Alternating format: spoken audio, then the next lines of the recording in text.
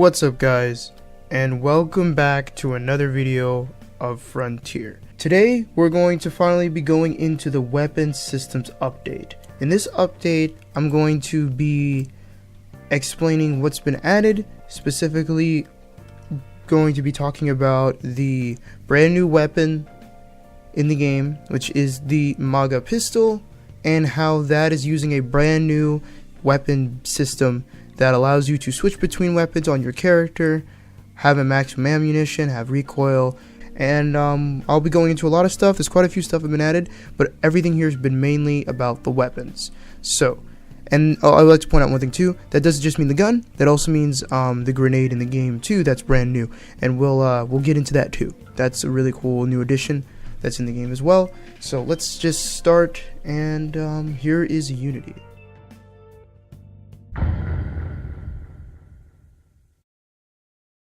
So we're in Unity, and I'm going to be explaining some things first before we go into game. I always like to explain my code, and I like to explain how things are working so you guys get a cool idea of how I went about things. And I'm just going to go down for each little section of stuff. And it is a whole bunch of stuff, but don't worry, I'll get through it quick so we can go and see that gameplay, because I know you guys really want to see that. So how I load in weapons is I have a specific weapon item, which is this, which is actually right here in the scene, which is the actual gun, and I put it into the weapon slot 1 and weapon slot 2. I can switch between both of these with the middle mouse, sorry, not middle mouse button, I meant mouse scroll wheel, up and down, and obviously I can switch between either or, just like every other game. I have a way of carrying over ammunition. If you switch, say if you don't have a full clip, it'll follow that and give whatever this is back to the first weapon when you re-equip it. Same for the second. This is the current slot, so if we're on slot 1, we'll be on weapon 1. If we're slot 2, we'll be on weapon 2, and this worries about spawning in the weapon so we physically see it in our hands. So this is about just purely loadout, and this is on the base player. So that's the whole loadout system. It's quite simple. Now we'll be going to a bit more complicated stuff, and which is the actual weapon itself. And that is right here. So this is two scripts together that make it work.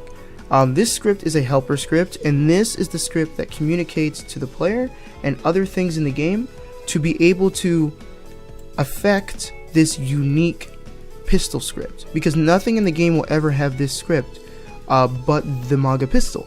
So the only way that I can call a reference to any weapon in the game so that I can manipulate everything very easily without having to make a script case for every single type of weapon in the game, I have a helper script. A helper script is going to be on every single weapon in the game, and I refer to this script to be able to carry over important properties that other scripts need to know about, such as how much recoil do I have, and we need to update things like the UI about this so that we have our crosshair bouncing properly.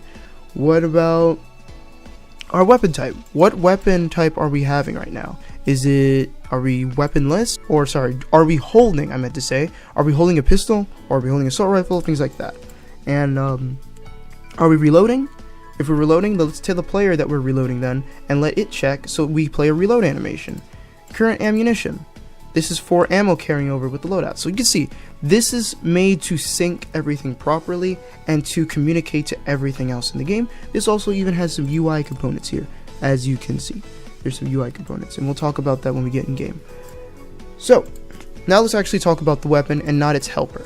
So the weapon has all of these different stats, and I'm just going to go through them, and I'm going to explain what all of these things do. So also too, obviously there's a few extra little stuff I can add in the future here and smooth more things out, but this is how it works right now. So ammunition, or ammo. We have our current ammunition, which is how much ammo we have right now in our clip after firing it or not firing it. It's just what we have right now. And we have our maximum clip. Then we have our ammo consumption. Ammo consumption is used by subtracting the amount of ammo we lose by firing, which is 1. Type 1. Type 1 means pistol in my system. Type 0 means you don't have anything in your hand. So you won't be holding anything. So that's what that means. There's only technically one type in the game really, which is 1. 0 really won't give you any animations for your hands, so I'm considering 0 weaponless, so that's how that works. Effective damage is how much damage we do in our effective range. In this case, we're doing 30. ineffective damage is at the lowest fall off level. How low will we cap the damage to? The lowest it could possibly be is 20 in this instance. And again, of course, I could set all these values to anything. Fall off strength. It's how strong the fall off is affected on range. I can use this to multiply the strength of how damage is decreased over distance. So if I put it to 0.5, it'll have really good fall off, but if I put it to 1, it will be a lot more, you could say, a lot stronger on how smooth the curve is from 30 to 20. So that's kind of how that works. We have our fall off distance start. This is the minimal distance that we do not get any fall off. So we have a distance of 30. I cannot really give you guys the exact real life comparison of this number. How you guys can find out for yourself is I'm using a raycast based system, of course, and raycasting use a dot distance for calculating distance. I'm not sure if that's meters or units or feet, so I don't know the real world comparison to this, but just note that it is 30. I've set it to that. So if it's within the range of 30, it will always be 30 damage. If it's beyond this number, it will then take off fall off, and if it gets lower than 20, it'll snap it back to 20. The damage value, of course. Damage multiplier. This is how I'm going to be handling critical hits. Critical hits are going to be under multipliers, and I can control whatever this is to be. I can make it a 1.5 multiplier, I can make it a 0 multiplier, and it'll do nothing when you hit a headshot. But of course I would do that, but you see what I mean. Hitting headshots or hitting a critical area of a object, say a vehicle or something, it will do 2.5 times more damage. Fire rate. Pretty simple. Every 0.25 seconds, we have the ability to fire a shot. We'll talk about a little bit more fire rate too, because there's something later in the script that corrects fire rate problems. We'll talk about that. Range. Range is the maximum range in units, feet, meters. Again, I can't really tell you which one it is because I forgot what it is for Unity in real world space. So the range is 300, so that's really far, it's really big. It's for testing purposes, obviously. It probably won't even be this big in the future, but again, that's its range, maximum range. We have reload time. Reload time, obvious. How long our animation lasts is around 1.35 seconds for reload, so the reload time here to give us ammunition is 1.35. I will point out that at the moment there's no way to really cancel this. Say if you had ammo, you just, when you're in reload, you're committed to it completely. And obviously there's automatic reloads when you hit 0 too. Now let's go into recoil. Now recoil is the most difficult part of this entire project, of this update. It's the most difficult thing I had to deal with. This stuff is easy. This stuff is easy. This is a beast of its own. So I'm going to explain what this is. And this may not make 100% sense without me going into extreme depth. And maybe I will do that one day. If people want to, or you guys want to get me to explain kind of how I did recoil system in my game, I could explain that in depth in a video on its own. But I'm going to go and run it down quick. So recoil angle X, which is up and down. How much recoil are we moving up and down? Recoil angle Y means how much recoil we're getting left and right. And I would like to point out that how this recoil system works is I am on this gun, right? And hold on 1 second, where's it end? So how this works is this gun end here is rotating at a specific angle, and a ray, in which a ray is, for those who don't know, many players commonly call it hit scan, but its proper name is ray, a ray cast or ray. A ray takes 3 arguments. It needs a position, it needs a direction, and it needs a range. This is the ray's position.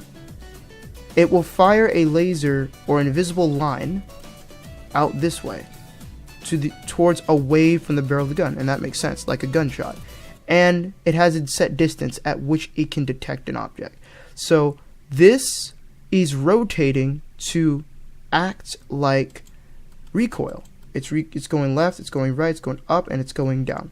And of course it can go diagonal if, you know, because both shots would obviously choose, you know, whatever it were to go. So yeah, this is pretty much how that's working in the most simplest terms I can put it.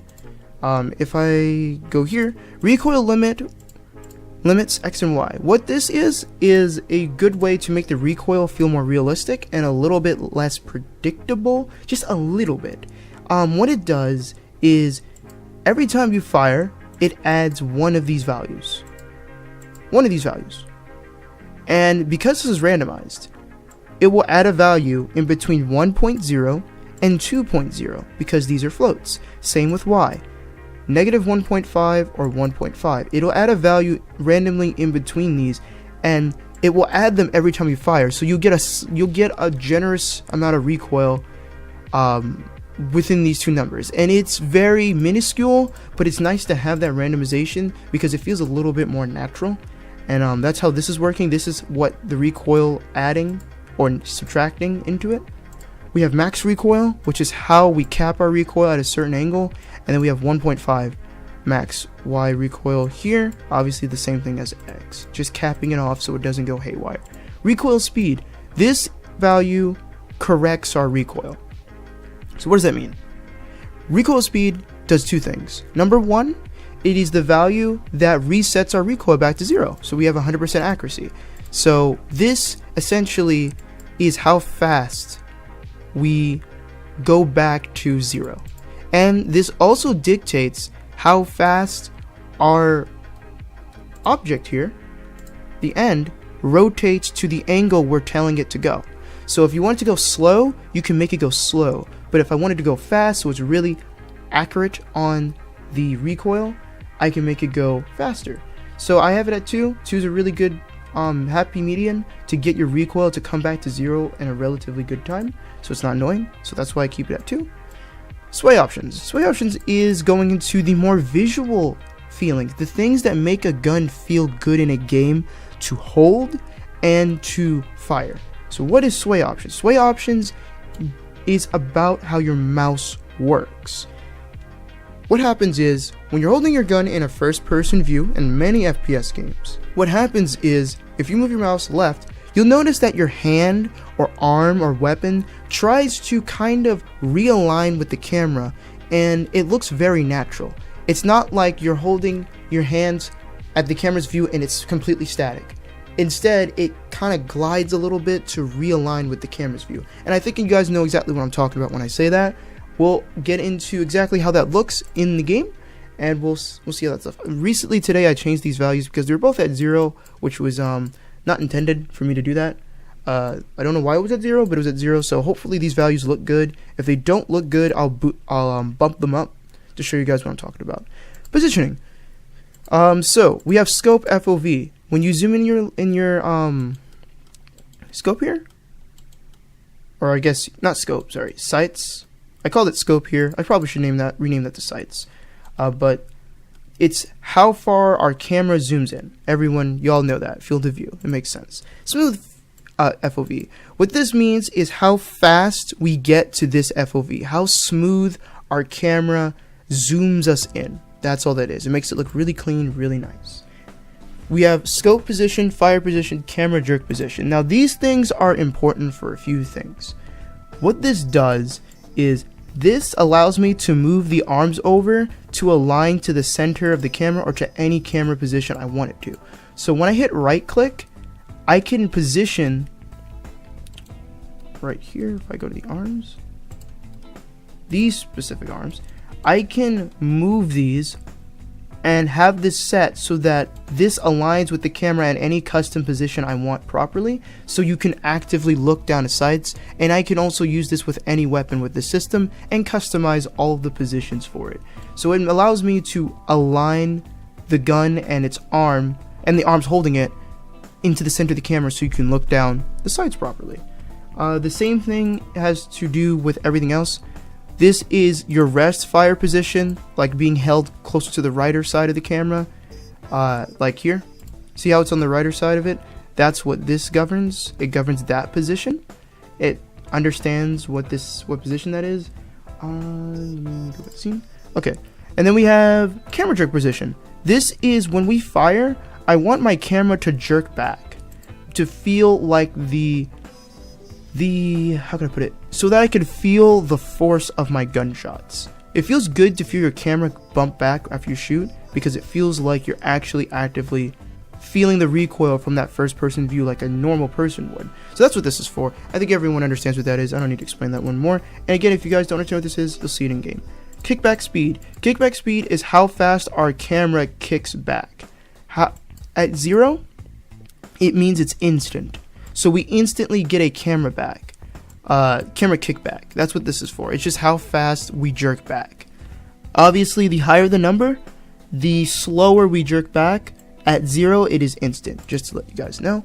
Scope smoothing. Scope smoothing is how fast our hands move to this position. The higher this number is, the slower we move there. If it's at 0, we'll instantly snap there.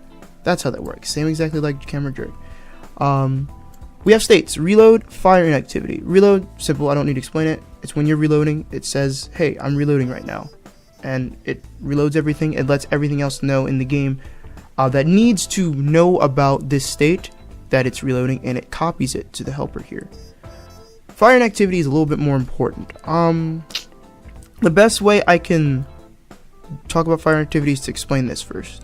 Dead zone control. Dead zone control is something I've never implemented in the game, and in any instance of a weapon controller I've ever done in Unity period. I realized that I had to add something like this, because what happens is if you keep tapping like this, like you keep tapping, right? Sometimes what's going to happen is that your animation is going to be slower than how fast we're clicking, like this. Like, there's no way an animation can keep up with this without a lockout period. So what happens is we're giving ourselves after. So hold on a second. I clicked the wrong thing. Okay, here we go. So this harkens back to what I was talking about. Fire rate. Fire rate is 0.25 seconds. This, however, is locking us out after we fire and saying, hey, I need my animation to last a certain period of time before you're allowed to fire. I need a dead zone so things visually look correct and not buggy and janky. That's what this is for. It's to make things look visually correct. And fire inactivity also stops us from shooting, of course. So it says, hey, you've already fired. I need you to sit down in this 0.15 lockout period. And then fire inactivity goes true, and it protects. It not necessarily protects, but it makes things visually look correct. It needs to be there. IK stuff, don't worry about that. That will be better implemented in the future, but I have some stuff brand new working into these scripts to slowly get this to work really well. Just know that. This is one thing that I did not really touch this update. That will get touched soon. We have graphics. Graphics are the gun's end. Now, technically, the gun's end isn't a graphic object. It's not a particle system or anything like that. I just have it there because I need that there. Frankly, I really probably should change that. Now, it should change. There we go. See? It moved gun in there from there. It was just compiling. So there we go. That looks better visually. I like to make sure my code is very clean. So, graphics. We have flash, which is our muzzle flash. We have tracer, which is our tracer, what I could put. The tracer particle effect to give you the effect that a bullet visually is being fired, and you'll see what it looks like. It's very simple. And of course it doesn't look great, but that's because I needed the concept to be here, not to look amazing. Gun model. The gun model, obviously, is this. The actual gun model. When you click an object and you see this white box, that means it's the model and it's the mesh. So that I just needed that to be there for calling back to it for certain things. Bullet hole main is the actual full, it's the bullet hole here that you make when you fire at the ground. I can drag it out so you guys can take a look at it. Let me press F. There you go. See? That's my little bullet hole effect. I made this, by the way, in Blender, so I did completely make this little texture. I thought it looked kind of nice. It served what it needs to be well as a concept, which is great. And lastly,